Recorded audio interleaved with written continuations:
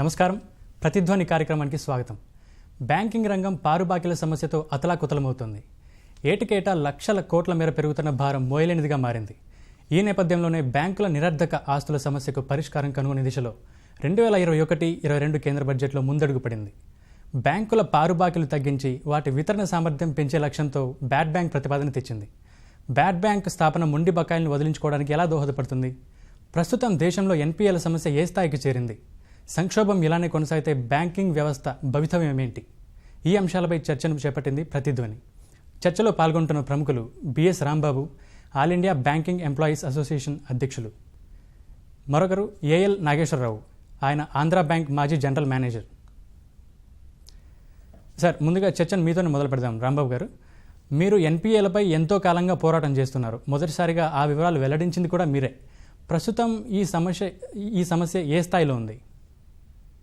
ఇప్పుడు గడిచిన రఘురామ్ రాజన్ గారు చైర్మన్ గా ఉన్నప్పుడు, reserve bank of India governor గా ఉన్నప్పుడు వారు రిలీజ్ చేసినటువంటి ఈ బ్యాలెన్స్ షీట్స్ అన్ని కూడా క్లీన్ చేయాలి, బ్యాలెన్స్ షీట్స్ అంతా కూడా దాపరికంలో ఉండి రాని బాకీలను కూడా వచ్చేటటువంటి రికవరబుల్ గా అయ్యేటటువంటి వాటిగా చూపిస్తున్నారని చెప్పి ఆయన క్లీన్ చేసిన తర్వాత వారు డిక్లేర్ చేసినటువంటి మొత్తం కనుక మనం చూస్తే దాదాపుగా 13 లక్షల కోట్ల రూపాయలు బ్యాంకింగ్ ఇండస్ట్రీ మొత్తంలో రాని బాకీలుగా డిక్లేర్ చేశారు.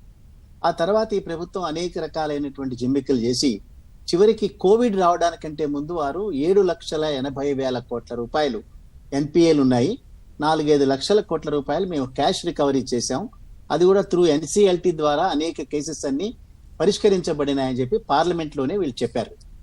కోవిడ్ తర్వాత వచ్చినటువంటి సిచ్యుయేషన్ ఎప్పుడైతే మనం ఫస్ట్ క్వార్టర్ -24లో జీడిపిలోకి వెళ్ళామో, తర్వాత మళ్ళీ 9% చేరామో, తర్వాత రిజర్వ్ బ్యాంకే కాకుండా క్రిసెల్ లాంటి సంస్థలు కూడా అంచనా వేసి ఇది మళ్ళీ తిరిగి 14 లక్షల కోట్ల రూపాయలకు వెళ్లే అవకాశాలు ఉన్నాయి అని చెప్పి వారు చెప్పారు. ఎందుకని ఈ మధ్యకాలంలో లాక్డౌన్ డిక్లేర్ చేసిన తర్వాత కొత్తగా ఫ్రెష్ స్లిపేజెస్ ఏవైతే ఉన్నాయో అవి మొన్న డిసెంబర్ క్వార్టర్ వరకు కూడా ఏది డిక్లేర్ చేయలేదు. ఇప్పుడు మార్చిలోకి వచ్చేటప్పటికి వాటి డిక్లేర్ చేస్తారు. అప్పుడు దాని అసలు రంగు అనేటటువంటి తెలుస్తుంది. మా అంచనాల ప్రకారం కూడా రికవరీ రానటువంటి అడ్వాన్సెస్ అనేక ఉన్నాయి కాబట్టి రేపు మార్చి నాటికి 12-13 లక్షల కోట్ల రూపాయలకు ఖచ్చితంగా రాని బాకీలు చేరుతాయనేటటువంటిది ఈ రోజు ఇస్తున్నటువంటి సంకేతాలు.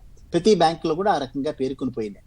ఇప్పుడు ఇక్కడ రాని బాకీలు అనేటటువంటి సమస్య ఏదైతే ఉందో, బ్యాంకులు ఉన్నంత కాలం రాని బాకీలు ఉంటేనే ఉంటాయి. కానీ రాని బాకీలు ఒక స్టేజ్కి మళ్ళీ రఘురామ్ రాజన్ గారి లాంగ్వేజ్ లో చెప్పాలంటే వీటన్నిటినీ మేము అరికట్టగలుగుతాం కానీ కావాలని చెప్పి లోన్ ని డిఫాల్ట్ చేసేటటువంటి విల్ఫుల్ డిఫాల్టర్స్ మీద చర్యలు తీసుకోవాల్సినటువంటిది ప్రభుత్వాలు మాత్రమే.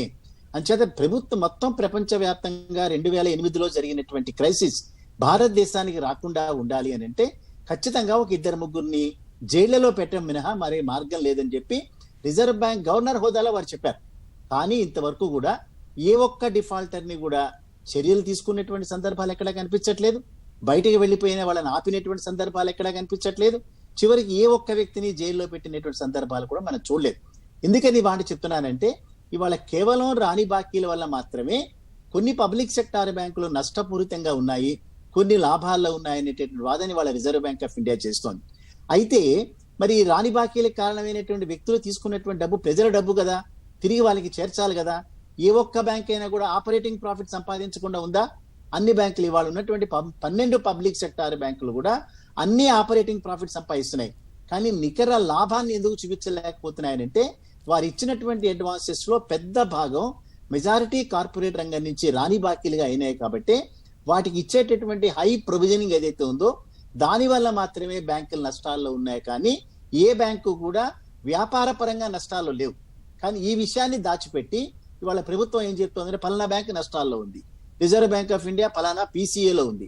ఇవన్నీ కూడా ఈ హయ్యర్ ప్రొవిజనింగ్ చేయటం వల్ల వచ్చినటువంటి తాత్కాలికమైన నష్టాలు తప్పిస్తే ప్రతి ఒక్క bank, state bank of India ముందు నుంచి మొదలుకొని ఇవాళ పంజాబ్ సింధ్ బ్యాంక్ వరకు అన్ని బ్యాంకులు కూడా ఆపరేటింగ్ ప్రాఫిట్ లో ఉన్నాయనే వాస్తవం మన ముందు ఉంది.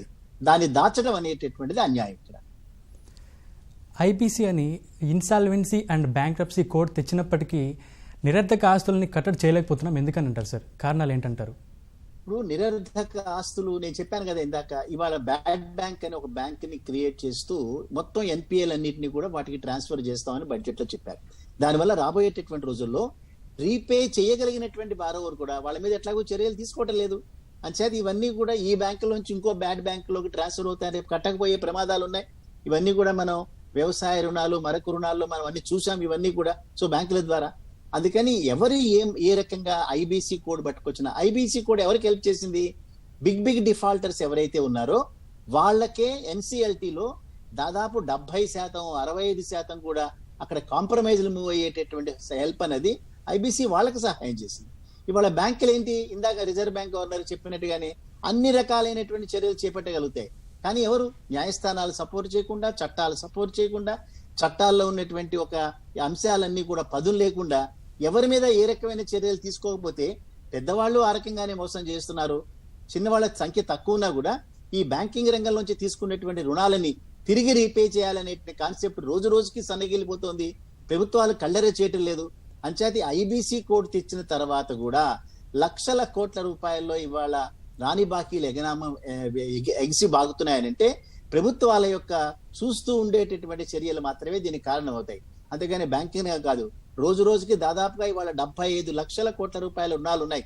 సో ఈ 75 లక్షల కోట్ల రూపాయల రుణాలు కనుక మనం వాటి మీద వచ్చిన ఆపరేటింగ్ ప్రాఫిట్ చూస్తే 1,75,000 కోట్ల రూపాయల ఆపరేటింగ్ ప్రాఫిట్ ఉంది. అంటే ఇవన్నీ కూడా ప్రభుత్వానికి సంబంధించినటువంటి డబ్బు.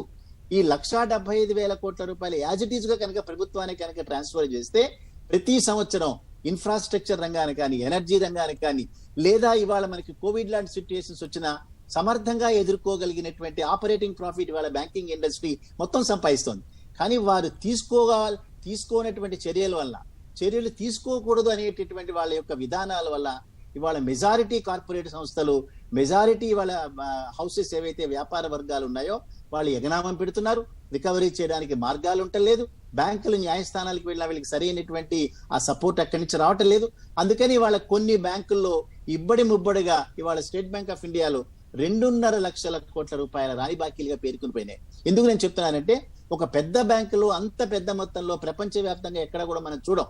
సో మంచి బ్యాంకులన్నీ కూడా చక్కటి వ్యాపారాన్ని నిర్వహిస్తున్న బ్యాంకులకు కూడా ఇంతంత పెద్ద మొత్తంలో కనుక ఎన్పిఏలు కనుక వెళ్ళి ప్రభుత్వాలు వాళ్ళ మీద ఏమి చర్యలు తీసుకోకుండా వాళ్ళ కళ్ళ ముందే విదేశాలకు పారిపోయి విలాసవంతమైన జీవితాన్ని అనుభవిస్తున్న వాళ్ళ మీద చర్యలు తీసుకోకపోతే ఇంతకాలంగా అంటే దాదాపుగా 52 సంవత్సరాల కాలంగా చక్కటి పబ్లిక్ సెక్టార్ రంగాన్ని పెంచి పోషించినటువంటి ప్రభుత్వానికి చివరికి వాళ్ళకి నిరాశ మిగులుతుంది తప్పిస్తే రావాల్సినటువంటి అమౌంట్ మాత్రం వాళ్ళకి రావటం లేదు. 1,75,000 కోట్లు అంటే చాలా పెద్ద మొత్తం. అంటే ప్రతి సంవత్సరం ఇంత పెద్ద మొత్తాన్ని కనుక బ్యాంకింగ్ రంగం ప్రభుత్వానికి కనుక ట్రాన్స్ఫర్ చేస్తూ వెళ్తుంటే చాలా చక్కటి పరిపాలన నిర్వహించగల సామర్థ్యం ఉన్నా కూడా కొంతమంది వ్యక్తులు 2% కూడా లేనటువంటి వ్యక్తులు బ్యాంకింగ్ రంగాన్ని మోసం చేసి రాంబాబు గారు ఇదే అంశం మీద నేను మళ్ళీ మీ దగ్గరకు వస్తాను. సార్ నాగేశ్వరరావు గారు, ఇప్పుడు రాంబాబు గారు చెప్పిన దాని ప్రకారం ప్రస్తుతానికి 7 లక్షల కోట్ల ఎన్పిఎల్ ఉన్నాయి. మరికొన్ని రోజుల్లో 15 లక్షల కోట్లకు చేరబోతున్నాయి అంటున్నారు. కొన్ని అంచనాలు ఉన్నాయి దాని మీద. దీనికి అంతం ఎక్కడంటారు? అవును, ఇప్పుడు 7 లక్షల కోట్లు వాళ్ళు డిక్లేర్ చేసిన ఎన్పిఎల్ అండి. డిక్లేర్ కాకుండా రీషెడ్యూల్ చేసినవి ఉన్నాయి. రీషెడ్యూల్ చేసిన లోన్స్ అవి కూడా 10 లక్షల కోట్లు ఉంటాయి.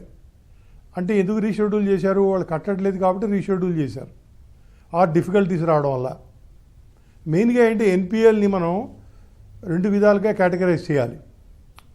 ఎన్పిఎల్ విల్ఫుల్ డిఫాల్టర్స్, అంటే వాళ్ళు డబ్బు కావాల్సిన కట్టకపోవడం. రెండోది పరిస్థితుల వల్ల ఎన్పిఎల్ అయినవి. అంటే ఇప్పుడు ఫర్ ఎగ్జాంపుల్ పవర్ సెక్టార్ ఉందనుకోండి, 7 లక్షల కోట్లు అప్పులు ఇచ్చారు, బట్ కోల్ లేదు, మిగతా గ్యాస్ లేదు, ఇట్లాంటి ప్రాబ్లమ్స్ వల్ల అవి అలాగే రోడ్స్ కానివ్వండి, ఎయిర్పోర్ట్స్ కానివ్వండి, వేరియస్ రీజన్స్ వల్ల ఎన్పిఏ. అంటే వాళ్ళు డిఫాల్టర్స్ కాదు, బట్ టెక్నికల్గా ఎన్పిఏగా డిక్లేర్ చేయాల్సి వచ్చింది. 90 రోజుల లోపల వాళ్ళు ఇంట్రెస్ట్ కట్టలేదు, లేదంటే వాళ్ళకి ఇన్కమ్ లేదు కాబట్టి. అందుకని ఇప్పుడు ఏం చేశారు, ఇప్పుడు రాబోయే రోజుల్లో మీరు 15 లక్షల కోట్లు ఎన్పిఏలు అవుతున్నాయంటారు. అలా కాకుండా ఈ పైప్ లైన్ ఉన్నవి చెప్పాను, 10 లక్షల కోట్లు ఉన్నాయి. ఇవన్నీ కూడా రికవర్ చేయాలంటే ఓన్లీ ఆప్షన్ ఏదో ఒక ఏజెన్సీకి ఇంట్రెస్ట్ చేయాలి. ఇప్పుడు ఏఆర్సీలు పెట్టారు, అసెట్ రికన్స్ట్రక్షన్ కంపెనీస్ అని. అవి ఎక్కువ చేయలేకపోయే, వాళ్ళ దగ్గర డబ్బులు కూడా లేవు రికవర్ చేయడానికి. స్టాఫ్ను పెట్టాలి, ఎక్స్పీరియన్స్ పీపుల్ ఉండాలి, ఫాలోఅప్ చేయాలి, లాస్ కూడా బాగా హెల్ప్ చేయాలి. అవి చేయట్లేదు. మరి అలాంటప్పుడు ఏం చేస్తారు, ఏదో ఒక కొత్త సిస్టమ్ తీసుకొస్తే అది ఏమైనా ఇంప్రూవ్ అవుతుందా అనేది చూడాలి. అంటే మనం అర్థం చేసుకోవాల్సింది ఏంటంటే ఎన్పిఏ అనేది ఒక బ్యాడ్ కాన్సెప్ట్ కాదు. కాలమాన పరిస్థితుల వల్ల ఒక ఎన్పిఏ అయింది. సపోజ్ మీరు ఎలా ఇచ్చారండి బ్యాంకులు ఎన్పిఏలు అయిపోతున్నాయి బారోవర్స్కి అని అనొచ్చు. అంటే ఇప్పుడు ఒక ఎయిర్పోర్ట్ కట్టాలి, ఒక రోడ్డు వేయాలి, ఒక పవర్ సెక్టర్ పెట్టాలి, ఒక 5,000 కోట్లు 10,000 కోట్లు అవసరం అవుతాయి. వాడు సెక్యూరిటీ ఇవ్వలేడు. 10,000 కోట్లకి ఎవరిస్తారు సెక్యూరిటీ? ఏవో 500 కోట్లు 1000 కోట్లు మ్యాక్సిమం ఇవ్వగలుగుతారు. మరి కాలమాన పరిస్థితుల్లో వాళ్ళు కట్టలేకపోతే మరి ఏం చేయాలి? ఆప్షన్ ఏంటి? ఆ పరిస్థితులైనా ఇంప్రూవ్ అవ్వాలి, లేదా ఈ కాన్సెప్ట్ అయినా మార్చాలి. 90 రోజుల కాన్సెప్టు అది బేసల్ నామ్స్ ప్రకారం ఇంటర్నేషనల్ అగ్రిమెంట్ అది.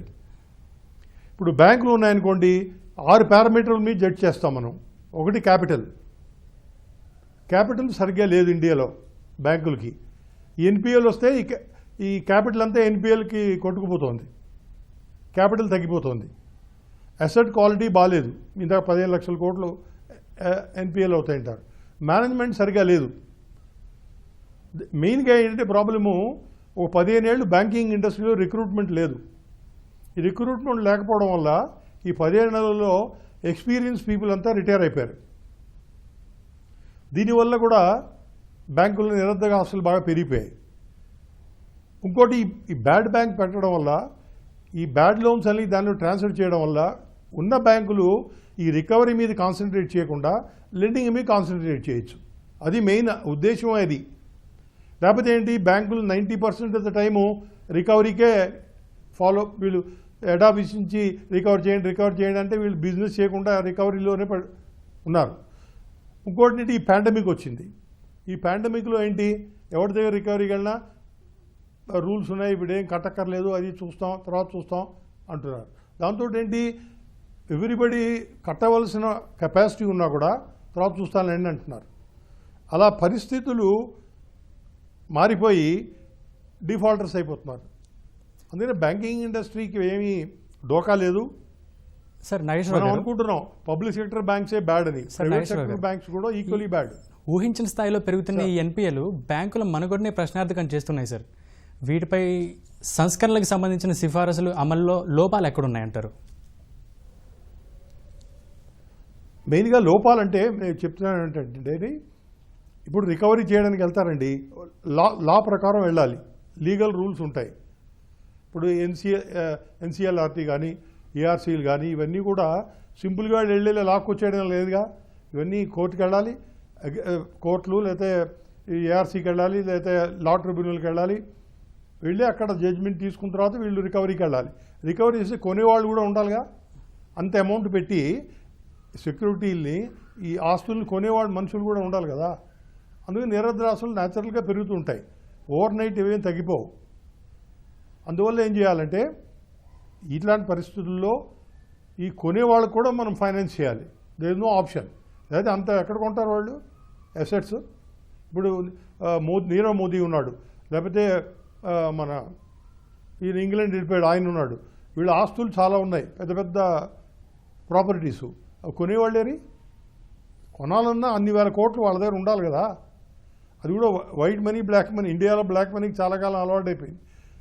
ఈ వైట్ మనీ బ్లాక్ మనీ ఉన్న పరిస్థితుల్లో ఇప్పుడంతా వైటే ఉంది కాబట్టి వాడు ఎవరు కొనడానికి ముందు రావట్లేదు.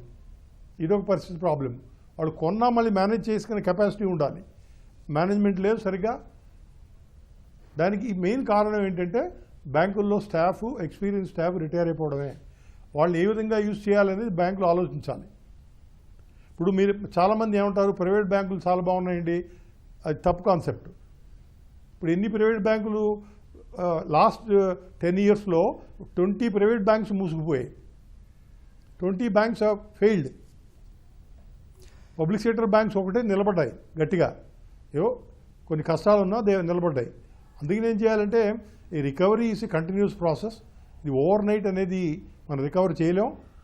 ఎంత కష్టపడినా, ఎన్ని జడ్జిమెంట్లు ఇచ్చినా, వాళ్ళు రేపొద్దున ఈ కొత్త బ్యాడ్ బ్యాంక్ వచ్చినా కూడా వాళ్ళు ఏదో బాండ్స్ ఇచ్చి టేక్ ఓవర్ చేస్తారు.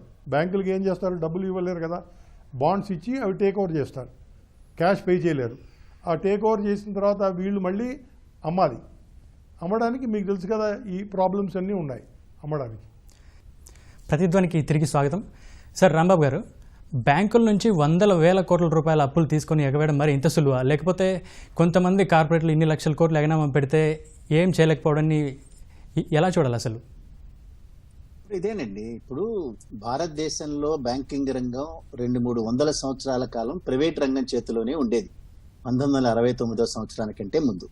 బట్ అప్పుడు వాళ్ళకు ఉన్నటువంటి పరిస్థితులు వేరు. కొన్ని కమ్యూనిటీలు వాళ్ళ అవసరాల కోసం టాటాస్ ఏమో సెంట్రల్ బ్యాంక్ ఆఫ్ ఇండియా అని పెట్టుకున్నారు, గోయంకాలేమో యూకో బ్యాంక్ అని, ఇట్లా వాళ్ళ కమ్యూనిటీ అవసరాల కోసం పెట్టుకున్నారు. 69వ సంవత్సరం తర్వాతనే, అంటే ఈ 51-52 సంవత్సరాల కాలం నుంచే బ్యాంకింగ్ రంగం పబ్లిక్ సెక్టార్ రంగంలో ఉంది. ఆ తర్వాత జరిగినటువంటి ఇన్సిడెంట్స్ కానీ ఆ గణాంకాలు మనం చూస్తే ఆ గణాంకాలే చెప్తాయి భారతదేశం ఆర్థికంగా ఎదగడానికి ఈ బ్యాంకింగ్ రంగం ఎంతవరకు సహాయపడింది. అట్లాగే ఎప్పుడు కూడా భారతదేశం హైలీ ఎకనామికల్లీ ఇంబ్యాలెన్స్డ్ సొసైటీ, అంటే ప్రపంచంలో ఉన్న 5 ధనవంతులు ఇక్కడే ఉంటారు, 40-50 కోట్ల మంది దరిద్రులు ఇక్కడే ఉంటారు. అంటే రెండో పూట తిండి లేనటువంటి వాళ్ళు, అసలు తిండి లేనటువంటి వాళ్ళు.